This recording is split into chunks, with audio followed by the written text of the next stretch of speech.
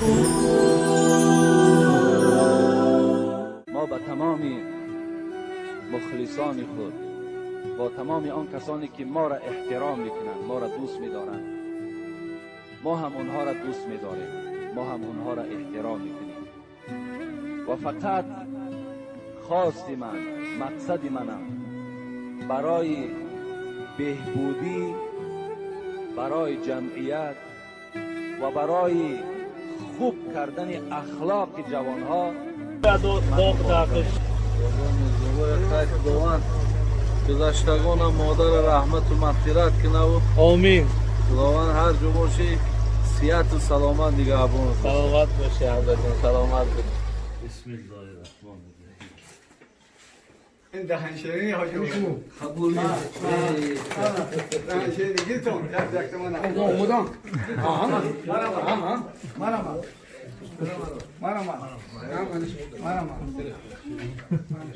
سلامت کرده.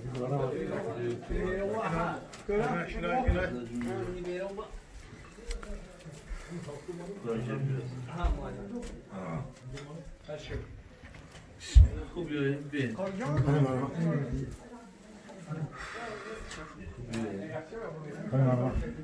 کاری بیایی.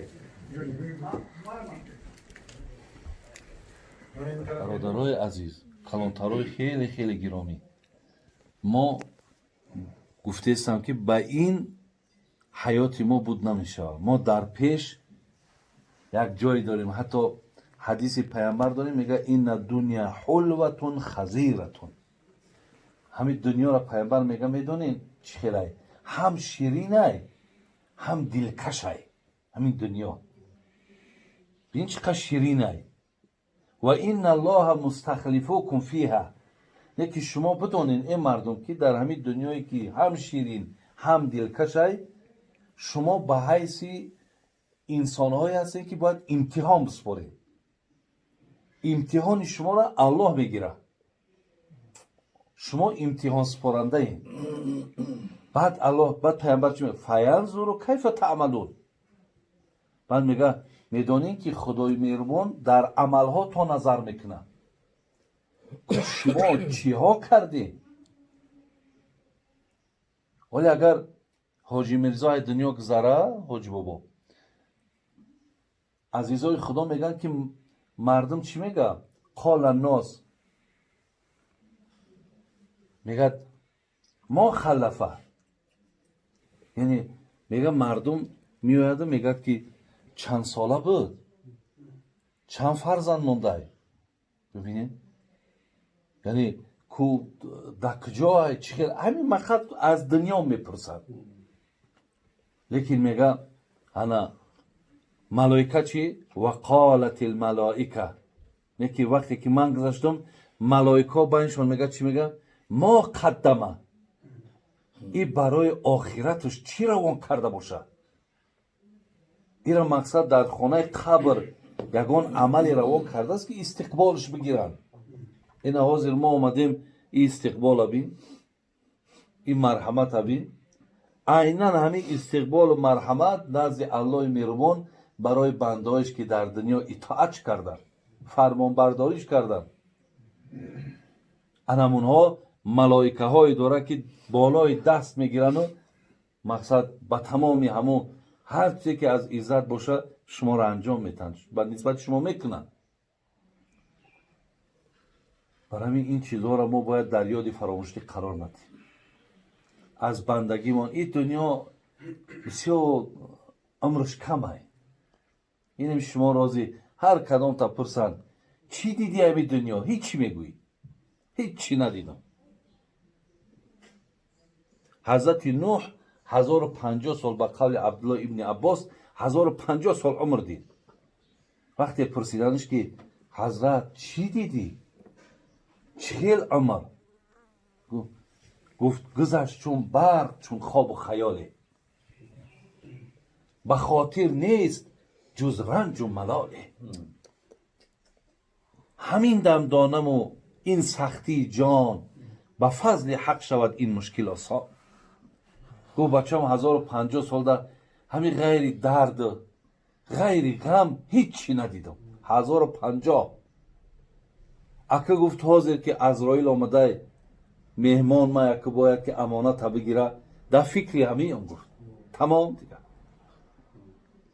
بگو به دستم از گرفتن نیست رنگش همین قایی که در دنیا با همین دست معامله بود ایربی ای دنیا یگان رنگ نمونده به دستم از گرفتن نیست رنگش به دندانم زی خوردن نیست رنگش دندانام هم بین یگان رنگی دنیا نداره همون چیزی بود همون خیلی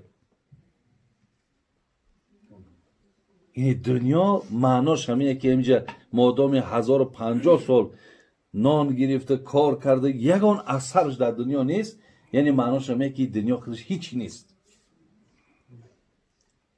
برای هیچی ما اگر امرمون بیهوده بگذرانیم اگر به اهمیتی کنیم همین را خالی از طاعت عبادت کنیم بعد حضرت صوفی علیار میدونین چی میگه میگه امر اگر نگذرد به حق جویی شرم نکرده امر همگویی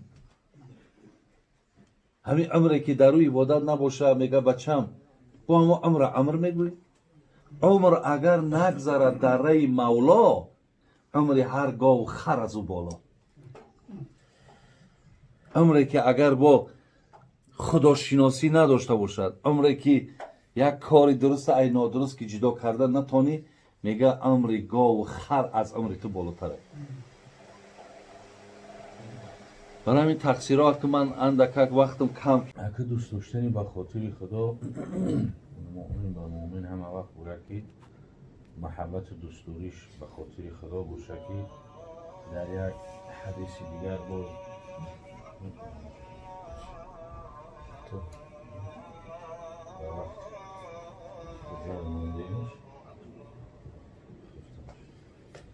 در حدیث دیگر رسول اکرم صلی الله علیه و سلام بیان میکنه که میگه احب الاعمال الى الله تعالی الحب لله و البغض لله فی الله به معنای لله یعنی دوست داشتنی عمل ها به سوی پروردگار دوست داشتنی به خاطر خدا هست و بعد دیدنی به خاطر خدا یعنی یک چیز یک کار یک کس یک عمل انسان دوست می‌داره مخصوص به خاطر خدا با بعد هم می‌بینه به خاطر خدا اگه دوست داشتنی به خاطر خدا مثل که صحابه رسول اکرم صلی الله علیه و سلم بودن مثل حضرت این یک تا مثالش که بلال حبشی که همین شخصیت زنگی بودن حبشی بودن سیاه پوست بودن که همون قدر دوست داشتنی به خاطر خدا در مسلمان ها وجود داره که امروز ما تاجیک همونه که دوستش میداریم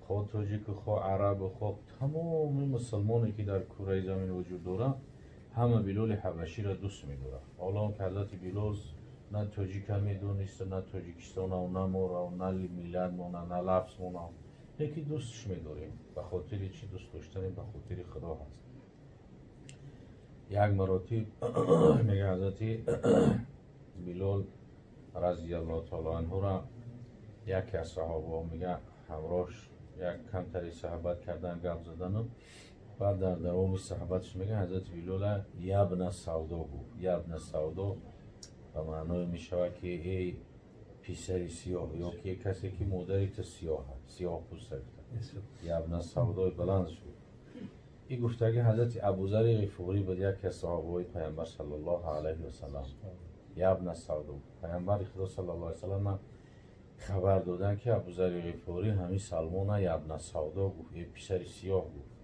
پیامبر صلی الله علیه و سلم گفت که یا ابوذر گفت انک رجل فیک خصلة جاهلیه یا ابوذر گفت تو کسی هستی که در وجودی تو حالی هم خصلت جاهلیت وجود داره تو مردی هستی که در وجودی تو خصلت های جاهلیت حالی هم وجود داره که تو برادر مسلمان تا یبن سودا بودی یه پسر سیاه بعدا حضرت ابوذر غفاری با پیش بلال حبشی اومدن بینه که در بین صحابه ها اگه کارایی که صحابه ها کردن کارایی که در عصر پیامبر صلی الله علیه وسلم که عصر نور بود دیلاشون نورانه بود اسلامشون حقیقی بود در بین صحابه ها حضرت بلال هم من کرده گفت ای بلال گفت اگر گفت تو من در همه جوازی با پشت خواب میکنم تو پوت در روی من مونده نگذاری من ترای جزت نمیتونم.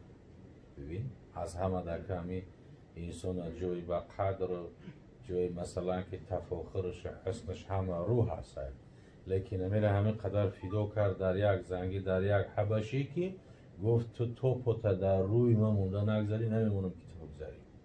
گفت با چی خاطر؟ به خاطر که یک بار من ترای ابن سعوده افتاده پیشش حضرت بلال حبشی از زمین برداشته شد در آغوش گرفته گفت بخشنده خداوند است ما برادر هستیم. گوه میشه که در بین برادر یک نفهمی میشه اما خواهم نخواهم برادرم با خوب میشوند. یعنی که کمی محبتی در اسلام ببین برادری که حتی که فرق نداره که این برادر مسلمان ما حبشی روسای نمیسای انگلیسای مثلا تاجیک ازبک قزاق فرقی نداره. هر کسی که لا اله الا الله محمد رسول الله میگه او برادر ما و شما از هر کجا که باشه از هر منطقه هم که باشه. یعنی یگونه چیزی که گفتی همون پیشتر اینترنشنالیسم میگفتن یگونه از همه در بهترین و خوبترین در هم اسلام هست. در دیگر جا اگر باشم به نام است، یعنی که در اسلام حقیقیش است. اکو برادریه که پیامبر صلی الله علیه و سلم گفت بهترین عمل همه دوست داشتن یکدیگر و خاطر بهترین عمل هست. دیگر گفت که کاملترین مؤمن از روی ایمانداری کسی هست که دوست داشتنش با خاطر خدا باشه. اگه دوست داشتن در همه حالت هست، نه فقط در یک حالتی که انسان مثلا دوست داشتنی به خاطر خدا وقتی که نباشه دوست داشتنی موقتیه. یعنی یک کس اگر یک منصبی کلام بگیره اگر هم خیش تبورش زیاد میشه از هر طرف که از هی کجا میوین ولی بعضی همی آدمایی که در حج خیش تبورشون هسته بعد از اینجا میگن که فلانی خیش ما فلانی او را اگر خیش تبوری شبه که با همون بابی و کندش کیم یکم پیوندی قریب ندارم. بعد ما هم شوخی میکنیم میگیم که او را این قدر میکوی که خیش میگیره میچسبونی او برادری خود در برد همسویه قریه در نزدیکی خودش قریه با خیش نزدیکی شو اما خیش دور کفته و چسبانده و چند هزار کیلومتر مثلا حرکت کرده. دوستی وقتی که به خاطر خدا باشد در همه حال یک رنگ است. مثلا در حالتی که انسان اگر که به خاطر شرف دنیا داشته باشد دوستش زیاد می شود، اما اون حالتی که از شرف دنیا شما از وظیفه و منصب شما ثروت شما دیگر با پراکنده میشن. انا دوستی چی است که فقط به خاطر دنیا است که نه بقا داره نه پایداری داره نه ثواب داره. حالا که دل خواه یک مسلمان احترام و حرمت عزتش همه قدر بالای هست که در یک حدیث حضرت عبدالله ابن عمرو ابن عاص رضی الله عنه صحابه پیامبر میگه که رأیت رسول الله صلی الله علیه و سلم یطوف بالکعبه. در مسجد الحرام میگه همین حضرت عبدالله ابن عمرو ابن عاص که طواف میکردم که پیامبر خدا صلی الله علیه و سلم دیدم رسول خدا گرد خانه کعبه طواف میکرد یطوف بالکعبه. در دوام طوافش بعد به طرف خانه کعبه گشت پیامبر میگه و بعد گفت و یقول ما اطیب ریحک ما اعظم حرمتک. خانه کعبه قطع پیامبر صلی الله علیه و سلم طواف کرده میگه من از قفوی پیامبرم پیامبر به خانه کعبه گفت داده است ما اطیب ریحک ما اطیب و اطیب ریحک چی خوشبو هستی و چی خداوند تو خوشبو گردانده است. خودی همین خانه کعبه و اطراف مکه یا نمود یک بویه که یک خوشبویی داره. گاه همیشه هم یک تسبیح یا یک جوی نموز یک اگر همون بو بکشه همون بوی همون باید میزنه که همین بو از همون طرف هست. بعد با گفت پیامبر صلی الله علیه و سلم ما اعظم و اعظم حرمتک چی بزرگ تر خدا گردانده است. ما اعظم بزرگ هستی و بزرگ گردانیده است تر پروردگار. خانه کعبه همین خیلی واسه بعد در دوام پیامبر صلی الله علیه و سلم قسم یاد کرد که والذی نفس محمد بیده لحرمت مؤمن اعظم حرمتا منک. پیامبر گفت که قسم به ذاتی که جان محمد در ید قدرتی است، حرمت یک مؤمن از حرمت تو بالاتر است. یعنی همین یک انسان دوست داشتن احترام کردن یک مؤمن احترامش از احترام خانه کعبه بالا است. شیخ حضرت عبدالقادر جیلانی یکی از شخصیت های بزرگ اسلام است که در یک صحبتش 20,000 نصرانی را مسلمان کرده گه حضرت. یک طریقه با مخصوصی هست قادریه، خدا رحمتش کنه، بسیار شخصیت بزرگه. او در سخنوش میگه که اگر یک نفر خانه کعبه را 14 مراتب چپه کنه و ویران کنه، گناهی سبکتر است از گناه نفری که دل یک مسلمان آزار بده. یعنی یک نفر دل یک مسلمان آزار بده و خفه کنه یا ظلم کنه یا حقش بخوره یا خفه و زیقش کنه، گناهی همه از گناهی او گنده تر است. یعنی که دل مؤمن آزار دادن از خانه کعبه را چپه کردن در گناهش وزمین تر است. یعنی کسی 14 مراتب خانه کعبه را چپه گردان کنه، کسی دل یک مؤمن آزار بده. همه دل مؤمن آزار دادن گناهش از او بالاتر است که آزار مؤمن حرام است، ایذا دادن مؤمن حرام است، غیبت کردن مؤمن حرام است، فروختن یک مؤمن حرام است. امی چی است که حکمی شریعت حکم خدا میدن. ولی امو میگه که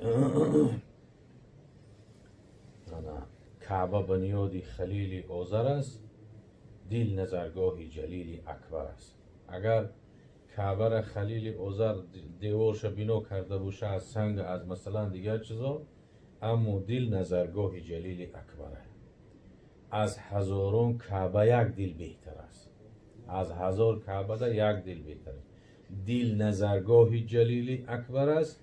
کعبه بنیادی خلیل آذر است. خدا باشه و یک کنجه برادر ما را، برادر ما موسی و دیگر فرزنده و نبیرا را خدا از جمعی آفت و بلا نگهبان و گذشته پدر خدا رحمت و مغفرت و خاندان در خدا فیض و برکات چه نازل و آفت و بلا را دور. الله اکبر. الله نگهبان باشه.